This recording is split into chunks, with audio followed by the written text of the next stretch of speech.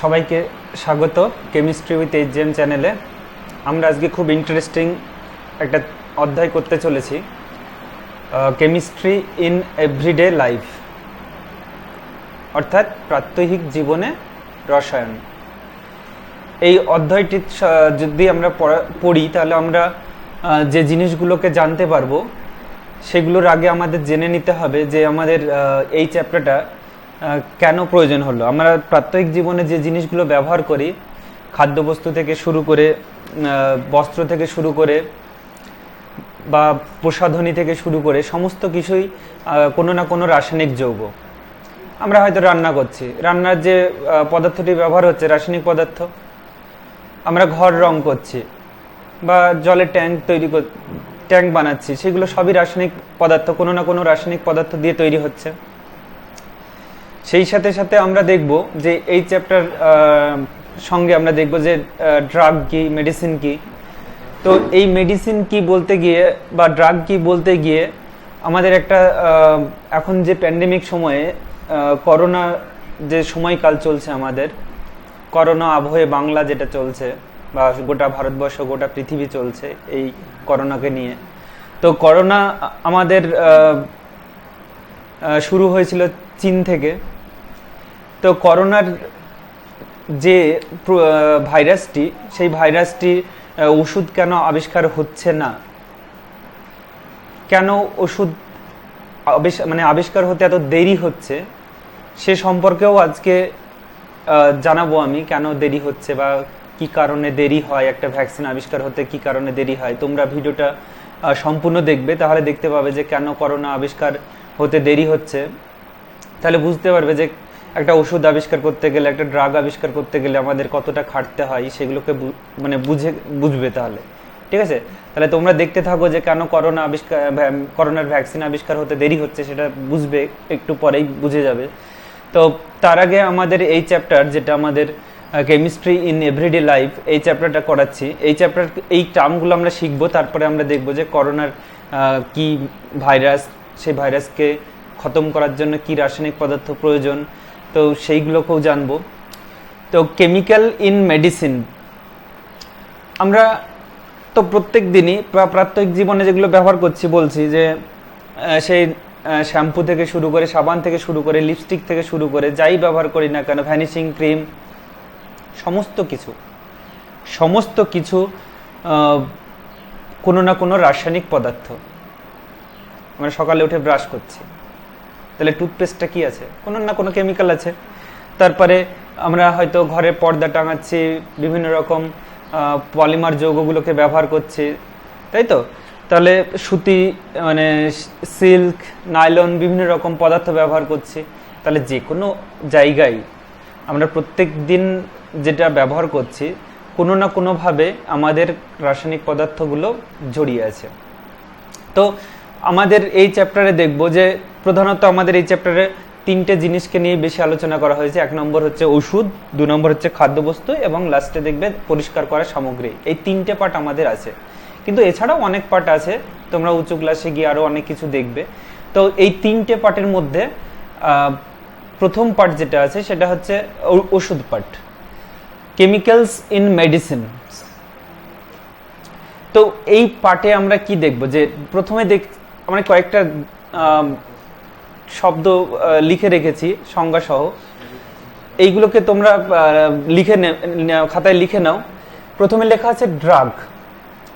Drug কি আগে দেখে নাও, যে drug are the chemicals of low molecular মাসেস। Low molecular মাসেস বলতে কিরকম, এটার মাস খুবই কম হয়, এটা হয়তো 100 থেকে 500 ইউনিট হয়। Low molecular masses which interact with molecular targets and produce a biological response। অর্থাৎ ড্রাগ শব্দটা প্রথম এসেছে ড্রাগ থেকে।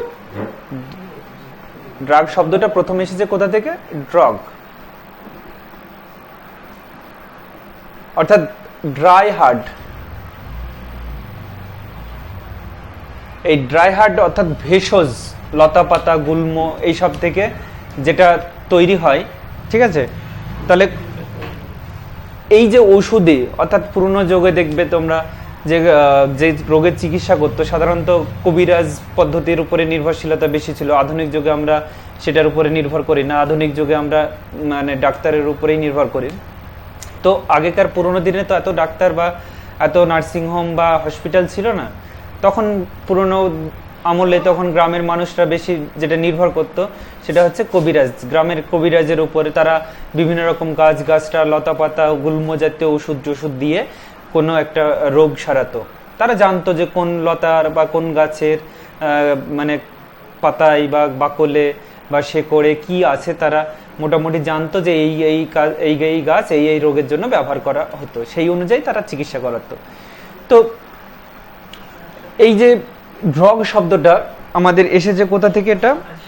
এটা হচ্ছে ফরাসি শব্দ, ড্রাগ থেকে এসেছে, ড্রাই হার্ড, ঠিক আছে। ড্রাই হার্ড অর্থাৎ ভেষজ গুণ সম্পন্ন লতা পাতা থেকে যেটা পাচ্ছি আমরা সেটাকেই হচ্ছে আমাদের ড্রাগ। এবার ড্রাগের সঙ্গে আরেকটা শব্দ জুড়ে যাচ্ছে, মেডিসিনস। তাহলে মেডিসিনস আর দ্য ড্রাগস, অর্থাৎ মেডিসিনটাও ড্রাগ, কিন্তু which are therapeutic and used for diagnosis, prevention and treatment of disease. তাহলে মেডিসিন কিন্তু ব্যবহার করা হচ্ছে, রাসায়নিক পদার্থ ব্যবহার করা হচ্ছে, বা যেসব রাসায়নিক পদার্থ ব্যবহার করা হচ্ছে করে এটা রোগের নিরাময় করা হচ্ছে, তাকে প্রশমন করা হচ্ছে। তো এই হলো ওষুধ, যে ওষুধ হচ্ছে পার্শ্ব প্রতিক্রিয়া থাকে না, যেগুলো খেলে কোনো আসক্তি জন্মায় না। তাহলে ওষুধ হচ্ছে সেই সব রাসায়নিক পদার্থ যেগুলো আমাদের দেহের রোগ নিরাময় করে, এবং রোগ নিরাময়ের সাথে সাথে আমাদের দেহে কোনো পার্শ্ব প্রতিক্রিয়া সৃষ্টি করে না। যদি করে তাহলে তার পরিমাণটা খুব অল্প হবে, ঠিক আছে। কিন্তু ড্রাগটা কি? ড্রাগ হচ্ছে, ড্রাগও মানে রাসায়নিক পদার্থ, ওষুধও রাসায়নিক পদার্থ। আমাদের কেমিস্ট্রির ভাষায় যদি বলি, ড্রাগ আর ওষুধের মধ্যে কিন্তু কোনো পার্থক্য নেই। ড্রাগ আর ওষুধের মধ্যে কোনো পার্থক্য নেই, কিন্তু সরকারিভাবে ড্রাগ আর মেডিসিনের মধ্যে অনেক অনেক পার্থক্য আছে, ঠিক আছে। তাহলে সরকারিভাবে কি পার্থক্য আছে?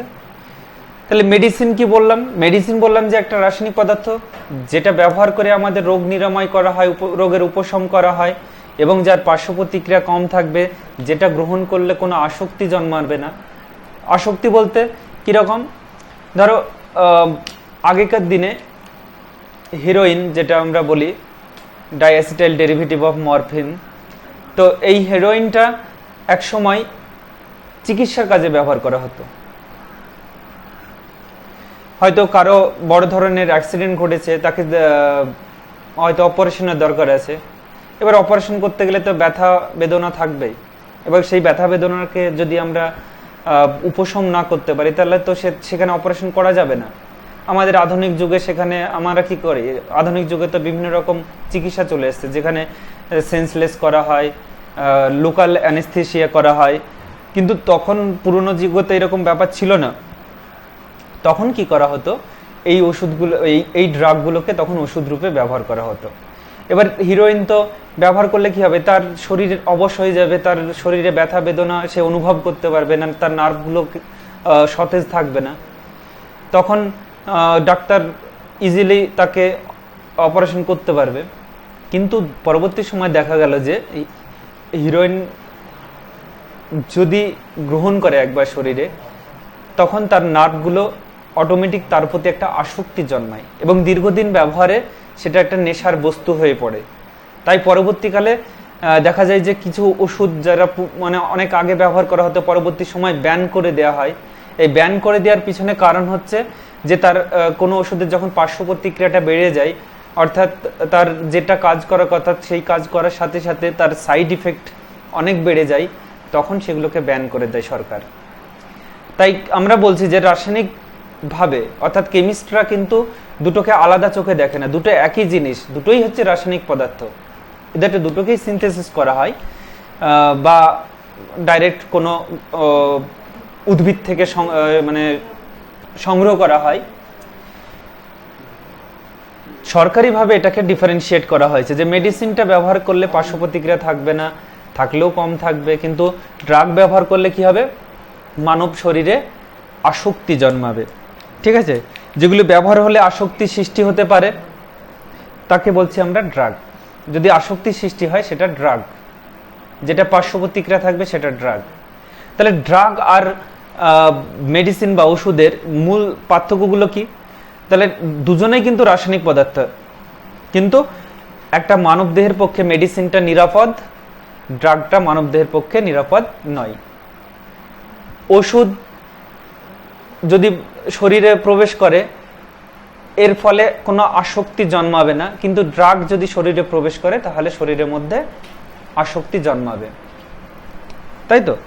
তাহলে তাই আমরা অন্যভাবে বলবো যে সব ওষুধকে কিন্তু আমরা ড্রাগ বলবো, সব ওষুধই ড্রাগ, কিন্তু সব ড্রাগ ওষুধ নয়। সব ওষুধই ড্রাগ, কিন্তু সব ড্রাগ ওষুধ নয়, এটাকে আমাদের মাথায় রাখতে হবে।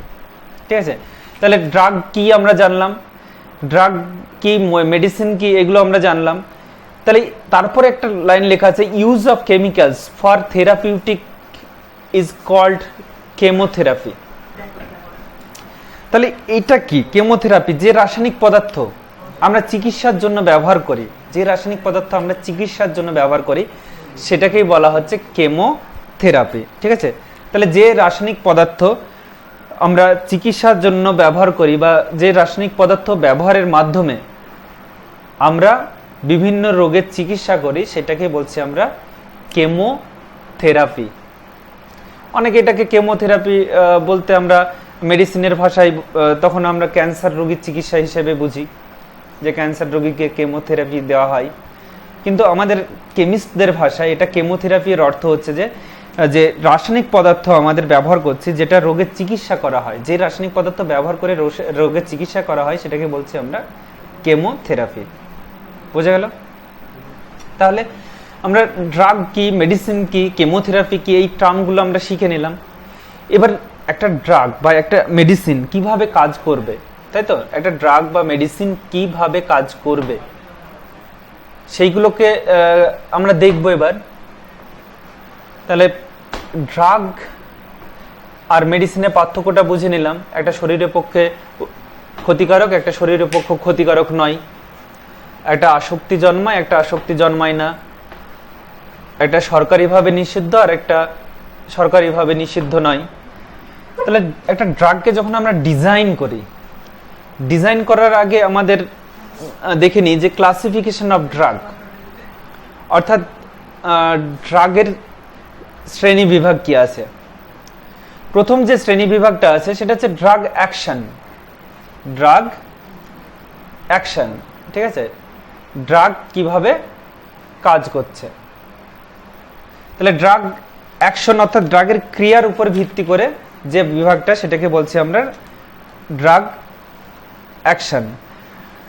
তাহলে ক্রিয়ার ভিত্তিক মানে ক্রিয়ার উপর ভিত্তি করে তাহলে কি বলবো যে ইট is based on action of a drug, it is based on action of a drug of a particular biochemical process, of a particular biochemical process. তাহলে আমাদের যেটা জীবদেহ আছে সেই জীবদেহের উপর বিভিন্ন রকম তো ড্রাগ আমরা অ্যাপ্লাই করি, তার ক্রিয়া তো বিভিন্ন রকম হয়। যেমন অ্যান্টিহিস্টামিন যেটা আছে, অ্যান্টিহিস্টামিন, হিস্টামিন হচ্ছে একটা রাসায়নিক পদার্থ, ঠিক আছে। হিস্টামিন একটা রাসায়নিক পদার্থ যেটা অ্যালার্জি সৃষ্টিতে দায়ী, ঠিক আছে। সেগুলো পরে আমি ডিটেলসে পড়াবো, অ্যান্টিহিস্টামিন কি, অ্যান্টি অ্যালার্জিক কি, এগুলো পড়াবো। তো আমাদের অ্যান্টিহিস্টামিন এর জন্য যে ওষুধগুলো ব্যবহার করা হয়, তারপরে অ্যানালজেসিক বেদনানাশক হিসেবে কি ব্যবহার করা হয়, তো এইগুলোর হচ্ছে ক্রিয়ার উপর ভিত্তি করে ড্রাগকে শ্রেণী বিভাগ করছে।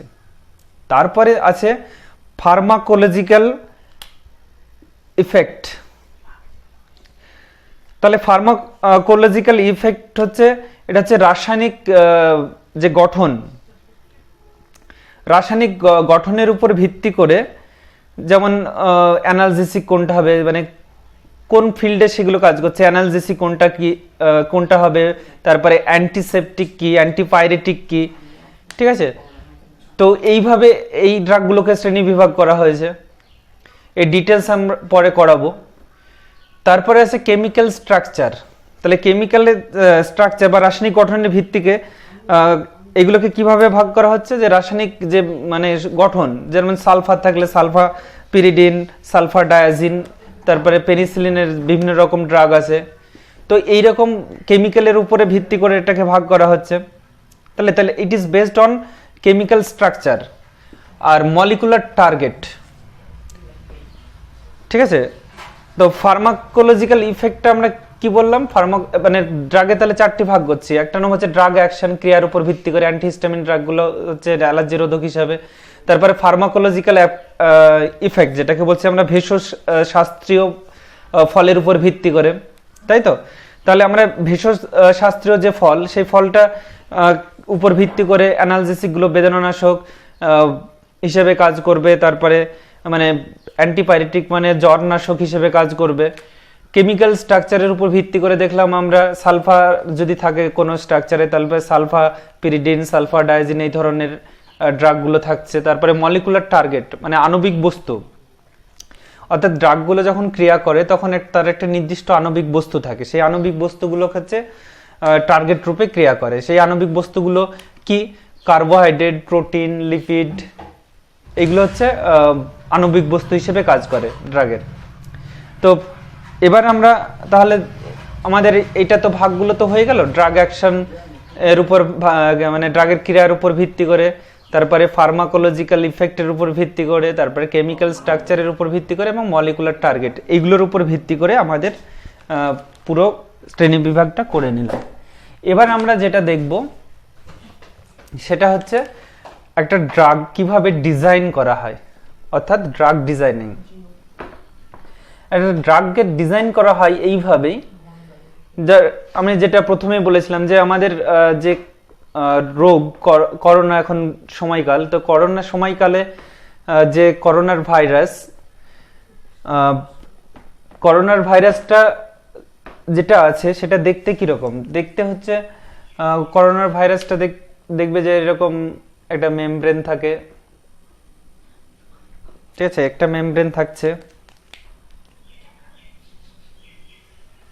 এবার মেমব্রেনের সঙ্গে একটা বড় স্পাইক প্রোটিন থাকে, একটা ছোট প্রোটিন থাকে। তো আমাদের এই স্পাইক প্রোটিনটা বেশি ক্ষতিকারক, আর এর মধ্যে আরএনএ শিল্ড থাকে এর ভিতরে, ভাইরাল আরএনএ থাকে এর ভিতরে।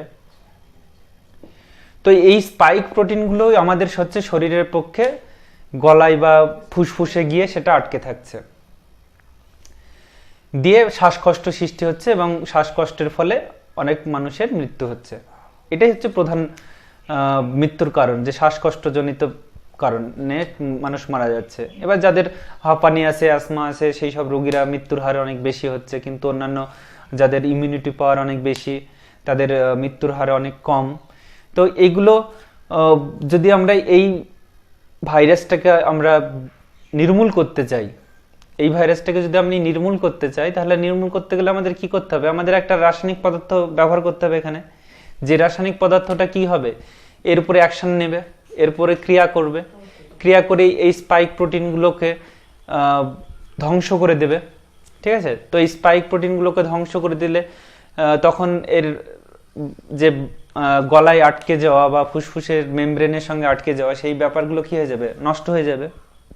তো ড্রাগকে আমাদের কি করতে হয়, ড্রাগকে এমন করে ডিজাইন করতে হবে যে এর ড্রাগ একটা ডিজাইন করতে গেলে দুটো স্টেপ মনে রাখতে হয়, ঠিক আছে। তাহলে ড্রাগ ডিজাইনিং এর জন্য দুটো জিনিসকে আমাদের মনে রাখতে হয়, ঠিক আছে। ড্রাগ ডিজাইনিং এটা দুটো স্টেপে হয়। এক নম্বর হচ্ছে ড্রাগ টার্গেট, আরেকটাকে কি বলছি, আরেকটা বলছে drug metabolism.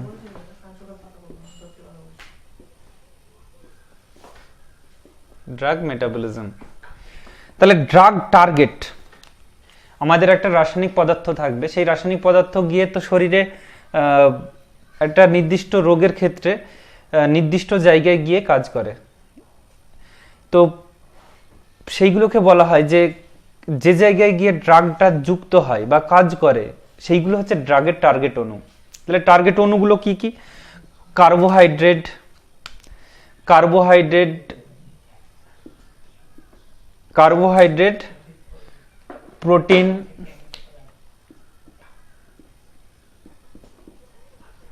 Carbohydrate, protein, lipid এবং নিউক্লিক অ্যাসিড। তাহলে কার্বোহাইড্রেট, প্রোটিন, নিউক্লিক অ্যাসিড এবং লিপিড, এইগুলো হচ্ছে ড্রাগের মানে টার্গেট অণু। ড্রাগ যখন আমরা আমাদের শরীরে প্রবেশ করে তখন এই এই যৌগগুলোকে বা এই এই শরীরের যে পদার্থগুলো আছে আমাদের জৈব পদার্থ, সেই জৈব অণুগুলোকে তারা টার্গেট করে। তাহলে কি কি টার্গেট করছে এখানে? কার্বোহাইড্রেট, প্রোটিন, নিউক্লিক অ্যাসিড, তারপরে লিপিড, এইগুলোকে ড্রাগ টার্গেট করছে। এবার ড্রাগ টার্গেট করার পরে ড্রাগ তখন ড্রাগের সঙ্গে যেটা টার্গেট অণু তার মধ্যে একটা মিথস্ক্রিয়া ঘটে, ড্রাগ টার্গেট মেটাবলিজম যেটাকে বলছি আমরা। তাহলে আমরা একটা নির্দিষ্ট কোনো রোগ আছে, সেই রোগের জন্য তো আমরা একটা নির্দিষ্ট ড্রাগ নির্ণয় করি। ধরো আমাদের জ্বর হয়েছে, তাহলে জ্বরের জন্য আমরা কি ওষুধ খাই? তাহলে জ্বরের জন্য আমরা প্যারাসিটামল ওষুধ খাই। তাহলে প্যারাসিটামলটা হচ্ছে আমাদের রাসায়নিক পদার্থ বা ড্রাগ বা মেডিসিন আমরা বলছি। তাহলে সেটা কি করছে? একটা নির্দিষ্ট জায়গায় গিয়ে নির্দিষ্ট রিসেপ্টরের সঙ্গে যুক্ত হচ্ছে। তাহলে ড্রাগ মেটাবলিজম এমন হওয়া দরকার যে একটা সুনির্দিষ্ট একটা রোগের ক্ষেত্রে নির্বাচন হওয়া এরূপ দরকার যে টার্গেটের পৌঁছানোর আগে, যে টার্গেটটাই ও ক্রিয়া করবে সেই পৌঁছানোর আগে যদি অন্য জায়গায় ক্রিয়া করে দেয়, ঠিক আছে, ড্রাগের অণুটা যেখানে গিয়ে কাজ করার কথা সেইখানে কাজ না করে যদি অন্য জায়গায় কাজ করে, তাহলেই সেটা পার্শ্ব প্রতিক্রিয়া সৃষ্টি হবে, শরীরে তখন অন্য কোনো রোগের লক্ষণ প্রকাশ পাবে। সেই জন্যই তো আমরা সব কিছু কিন্তু ওষুধকে মানে ওষুধ হিসাবে সব কিছু ড্রাগকে ব্যবহার করতে পারি না। তো আমাদের দেখা গেল যে একটা ড্রাগ ডিজাইন করলাম, সেই ড্রাগটাকে ডিজাইন করার সময় আমাদের যেটা টার্গেট অণু, আমি এমন একটা ড্রাগ ডিজাইন করলাম যেটা হয়তো স্পাইক প্রোটিনকে মানে নির্মূল করতে পারে, ঠিক আছে, স্পাইক প্রোটিনটাকে নষ্ট করে দিতে পারে। এবার স্পাইক প্রোটিনটাকে নষ্ট করে দিতে পারে ডিজাইন করলাম, কিন্তু আমাদের শরীরে যখন এই করোনা ভাইরাসকে মারার জন্য যে ড্রাগটাকে আমরা ডিজাইন করলাম, সেই ডিজাইন করার সময় স্পাইক প্রোটিনকে সে ধ্বংস করছে ঠিকই, কিন্তু সে শরীরে প্রবেশ করার সঙ্গে সঙ্গে অন্য কোনো জায়গায় সে অ্যাটাক করছে বা অন্য কোনো রিসেপ্টরের সঙ্গে সে যুক্ত হচ্ছে। তাহলে অন্য কোনো রিসেপ্টরের সঙ্গে যদি যুক্ত হয় তাহলে তো আমাদের কি হবে? পার্শ্ব প্রতিক্রিয়া মানে সৃষ্টি হবে। এবার পার্শ্ব প্রতিক্রিয়া সৃষ্টি হলে বিভিন্ন রকম পার্শ্ব প্রতিক্রিয়া আছে, এবং পার্শ্ব প্রতিক্রিয়া যদি খুব মারাত্মক আকার ধারণ করে মানুষের মৃত্যু পর্যন্ত হতে পারে। তাই ড্রাগ ডিজাইন করার সময় এগুলোকে খেয়াল রাখতে হয় যে একটা সুনির্দিষ্ট কোনো রোগের ক্ষেত্রে ড্রাগের নির্বাচনটা এমন হতে হয় যে এর মধ্যপথে যেন কোনো বিপাকীয় ক্রিয়ায় অংশগ্রহণ না করে বা কোনো ক্ষতি সাধন না করে। তাহলে আমরা যদি দেখি ওই করোনার যেটা বহুল ব্যবহৃত যেটা ওষুধ বলা হচ্ছে যে হাইড্রক্সি ক্লোরোকুইন, তাহলে এই হাইড্রক্সি যে ক্লোরোকুইন তার যদি স্ট্রাকচারটা যদি দেখা হয়, তাহলে হাইড্রক্সি ক্লোরোকুইনের স্ট্রাকচার কিরকম? CL,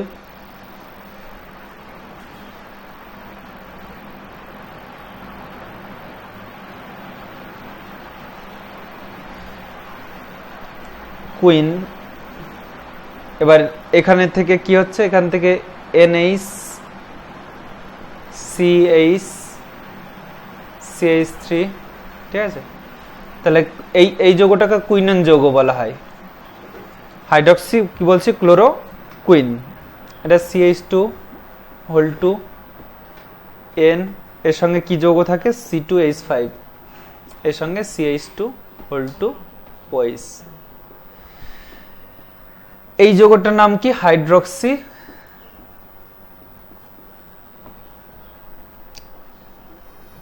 chloroquine. তাহলে এই হাইড্রক্সি ক্লোরোকুইন আমি হয়তো ব্যবহার করছি ফুসফুসের রোগের জন্য, কিন্তু এই ব্যবহার করার সময় আমরা তো মানে ফুসফুসের চিকিৎসার তো এটা ব্যবহার করা হয়, বহুল ব্যবহৃত ওষুধ। তো এটা কিন্তু করোনা ভাইরাসকে মারতে মানে একবার এখনো গবেষণা চলছে, এ নিয়ে বিতর্ক চলছে, গবেষণা চলছে। তো এটা হয়তো ব্যবহার করছি, কিন্তু এর অনেক পার্শ্ব প্রতিক্রিয়া দেখা দিচ্ছে, সেজন্য সব রোগীর ক্ষেত্রে আমাদের হাইড্রক্সি ক্লোরোকুইন ব্যবহার করতে পারছি না।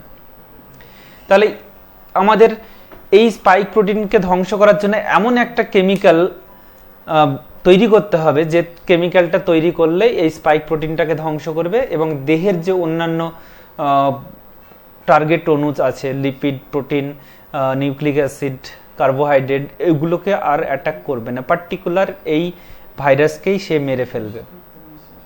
এবার ভাইরাসকে অনেক সময় বিভিন্ন রকম তো মেডিসিন থাকে, কেউ ভাইরাসের বৃদ্ধি প্রতিহত করে, কেউ ভাইরাসকে ডাইরেক্ট মেরে ফেলে, ব্যাকটেরিয়াসিডাল আছে, ব্যাকটেরিওস্ট্যাটিক আছে, বিভিন্ন রকম ভাগ আছে ওদের। তো আমাদের সেই জন্য যখন আমরা একটা রোগের জন্য আমরা যখন একটা ওষুধ আবিষ্কার করছি, তার পার্শ্ব প্রতিক্রিয়াটাকে মাথায় রাখতে হয়। সেই জন্য আমরা কিন্তু এখন অবধি করোনা ভাইরাসের চিকিৎসা আমরা মানে সুনির্দিষ্ট যে চিকিৎসা, সেই চিকিৎসার ভ্যাকসিন আবিষ্কার এখনো করতে পারা যায়নি, যে তার পার্শ্ব প্রতিক্রিয়া থাকার জন্য। এবং একটা যখন ভ্যাকসিন আবিষ্কার হয়, বিভিন্ন জায়গায় ট্রায়াল করা হয়, ঠিক আছে। প্রথমে মানে ছোট ছোট প্রাণীর, ইঁদুর বা ওই জাতীয় কোনো প্রাণীর ক্ষেত্রে প্রয়োগ করা হয়, প্রয়োগ করে দেখা হয় সেটা কাজ করছে কিনা, তার মধ্যে অ্যান্টিবডি সৃষ্টি হচ্ছে কিনা। যদি সেখানে সৃষ্টি হয়, তারপরে আস্তে আস্তে মানে বানরের শরীরে হয়তো প্রয়োগ করা হলো। বানর যদি সে ওই ভাইরাসের বিরুদ্ধে অ্যান্টিবডি তৈরি করতে পারে, তারপরে মানে হিউম্যান ট্রায়াল মানে শুরু হয়। হিউম্যান ট্রায়ালে যদি প্রথমে হয়তো 2-10 জনকে নির্বাচন করা হয়, এবার নির্বাচন করার পরে যদি হিউম্যান ট্রায়ালটা সফল হয়, তখন সেটাকে লার্জ মানে একটা বৃহৎ আকারে তখন প্রয়োগ করা হয়, বৃহৎ আকারে সেই ভ্যাকসিনটা মানব শরীরের উপরে প্রয়োগ করা হয়, দিয়ে তারপরে সাফল্য আসে।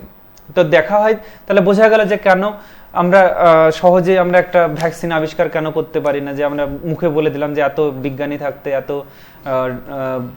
চিকিৎসা বিজ্ঞান থাকতে কেন আমরা এখন অবধি ভ্যাকসিন আবিষ্কার করতে পারছি না। তাহলে সব ভ্যাকসিন কিন্তু সহজে আবিষ্কার করা যায় না, ঠিক আছে। তো এখন অবধি যেমন ডেঙ্গুর কোনো ভ্যাকসিন আবিষ্কার হয়নি বলা হয়, তো সেই রকমই এই ভ্যাকসিন এখনো আবিষ্কার করার যায়নি। তার পিছনে কারণ হচ্ছে এই স্পাইক প্রোটিনটাকে ধ্বংস করার জন্য হয়তো অনেক রাসায়নিক পদার্থ আছে, কিন্তু সেই পদার্থ আমাদের স্পাইক প্রোটিনটাকে ধ্বংস করছে ঠিকই, কিন্তু আমাদের শরীরে অন্যান্য পার্শ্ব প্রতিক্রিয়া সৃষ্টি করছে, যেটা খুব মারাত্মক, হয়তো মানুষের মৃত্যু পর্যন্ত ঘটাতে পারে, বা কিডনি ফেলিওর করতে পারে, হার্ট ফেলিওর হতে পারে। তো সেই জন্য মানে খুব সাবধানে ট্রায়াল করা হয়, যে একটা ভ্যাকসিন আবিষ্কারের পরে ট্রায়াল করতে গেলে তখন এইগুলোকে দেখা হয়। বোঝা গেল? তাহলে তোমরা শিখে গেলে যে কিভাবে আমরা ড্রাগ এবং ওষুধের শ্রেণী বিভাগটা করলাম, ড্রাগ কি, ড্রাগের ভাগগুলো পড়লাম আমরা। ড্রাগের 4টি ভাগে ভাগ করা হয়, যে 1 নম্বর হচ্ছে ভেষজ শাস্ত্রীয় ফলের উপর ভিত্তি করে, ফার্মাকোলজিক্যাল ইফেক্ট যেটাকে বললাম, ভেষজ শাস্ত্রীয় ফলের উপরে। তারপরে 2 নম্বর বললাম তার অ্যাকশনের উপরে, ক্রিয়ার উপরে ভাগ পড়লাম, অ্যান্টিহিস্টামিনগুলো যেমন অ্যানালার্জি প্রতিরোধক হিসেবে ব্যবহার করা হয়। তারপরে ভাগ বললাম রাসায়নিক গঠনের উপরে, যদি কোনো ড্রাগের রাসায়নিক গঠন সালফার দিয়ে যদি হয়, সেগুলোকে সালফার ড্রাগ বলা হয়, সালফাপেরিডিন, সালফাডায়াজিন। এবং আমরা আরেকটা ভাগ পড়েছিলাম যে ড্রাগ টার্গেট অণুর উপরে ক্রিয়া করে, ঠিক আছে। তো ড্রাগ টার্গেটের উপর ভিত্তি করে যেটা ভাগ আছে আমাদের ড্রাগ টার্গেট অণুর উপরে, সেটা হচ্ছে আমাদের মেডিসিনের জন্য সবথেকে বেশি কার্যকারী। ড্রাগ টার্গেট অণু যেটা, সেই টার্গেট অণুকে যদি আমরা ঠিকভাবে চিহ্নিত করতে পারি বা ক্রিয়া করাতে পারি, তাহলে আমাদের ওষুধ আবিষ্কার খুব সহজ হয়ে যাবে, ঠিক আছে। তাহলে এই জন্য আমাদের মানে ড্রাগ টার্গেট মিথস্ক্রিয়া করাতে হয়, ড্রাগ টার্গেট ইন্টারাকশন করাতে হয়। এবার ইন্টারাকশনটা করার সময় কে কে করবে? উৎসেচক আছে, রিসেপ্টর আছে, ঠিক আছে, বাহক প্রোটিন আছে। উৎসেচক আমরা জানি যে যেসব প্রোটিন অনুঘটক রূপে কাজ করে, আমাদের জৈব অনুঘটক যেটা, সেটাকে বলি আমরা উৎসেচক। আর রিসেপ্টর কি? রিসেপ্টর হচ্ছে যেসব অণু মানে প্রোটিন অণু শরীরের রক্ষার ক্ষেত্রে গুরুত্বপূর্ণ মানে ভূমিকা পালন করে, সেটাকে বলি আমরা রিসেপ্টর, ঠিক আছে। তারপরে বাহক প্রোটিন আছে। বাহক প্রোটিনের দুটো অংশ থাকতে পারে, ধ্রুবীয় অংশ থাকতে পারে, অধ্রুবীয় অংশ থাকতে পারে।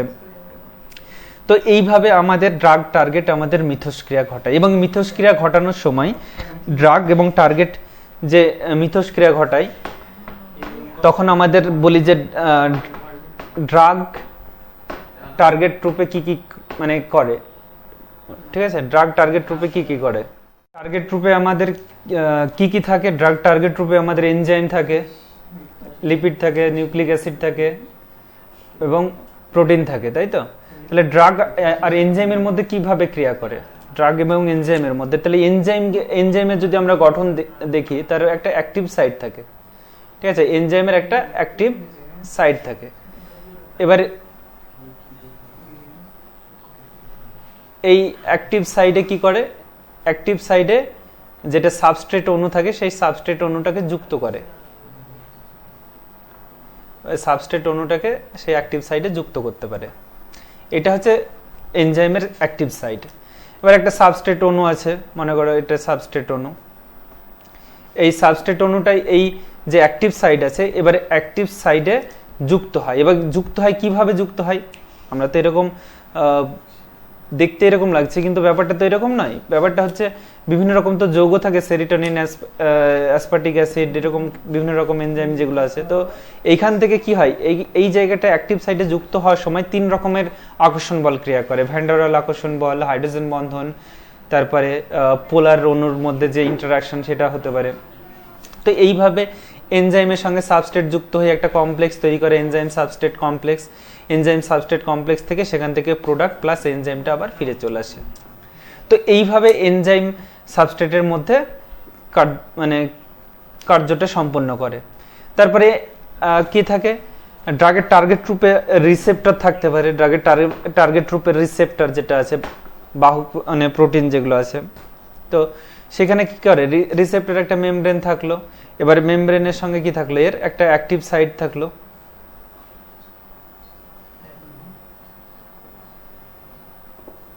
ঠিক আছে।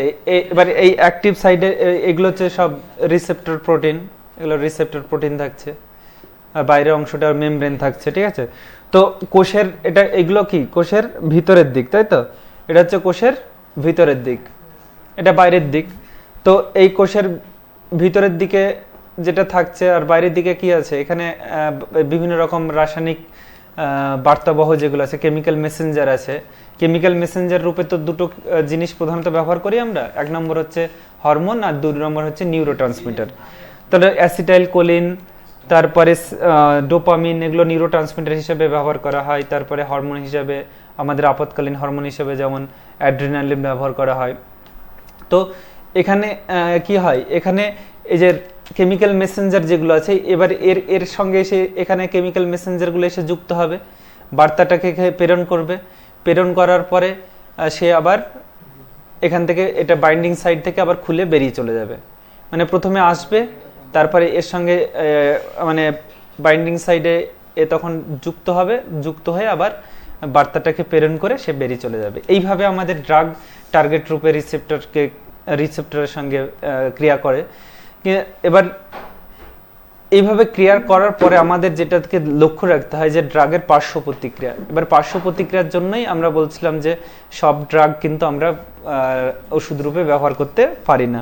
যে একটা রোগের চিকিৎসার জন্য আমরা একটা সুনির্দিষ্ট যখন ড্রাগ ব্যবহার করছি, সেই ড্রাগটা কি হয়? সেই ড্রাগটা ব্যবহার করার সময় সেই রোগের সঙ্গে যদি তার অন্য কোনো পার্শ্ব প্রতিক্রিয়া দেখা দেয়, তাহলে পার্শ্ব প্রতিক্রিয়া দেখা দিলে তখন সেই ড্রাগটা আর ব্যবহার করতে পারবো না। এবং পার্শ্ব প্রতিক্রিয়া যদি মানে কিছু কিছু ড্রাগের আছে যে পার্শ্ব প্রতিক্রিয়া এতটাই মারাত্মক যে সে আসক্তি হতে পারে, মৃত্যু পর্যন্ত ঘটতে পারে, সে তার হার্ট ফেলিয়ার করতে পারে, কিডনি ফেলিয়ার করতে পারে। তো বিভিন্ন রকম সেজন্য একটা রোগ যখন নির্ণয় করা হয়, তো এই রোগ নির্ণয় করার সময় দেখবে তোমরা ডাক্তাররা কি করে, বিভিন্ন রকম টেস্ট দেয়। টেস্ট দিয়ে প্রথমে আগে চেষ্টা করে যে প্রপার কি রোগ হয়েছে, সেই প্রপার রোগটাকে যদি চিহ্নিত করতে পারে তখন সেই রোগের জন্য নির্দিষ্ট ড্রাগ প্রয়োগ করতে পারে। আর এই জন্য আমাদের সব রোগের জন্য আমরা সব রকম ড্রাগ প্রয়োগ করতে পারি না, তাই তো? সেজন্য আমরা বলছি যে কোভিডের জন্য যে ভাইরাস আছে, ঠিক আছে, সেই ভাইরাসটা করোনা ভাইরাস, করোনা ভাইরাসকে কিন্তু আমরা মারার জন্য এখনো সেই রকম সাইড ইফেক্ট ছাড়া কোনো ড্রাগ আবিষ্কার করতে পারিনি বা মেডিসিন আবিষ্কার করতে পারিনি।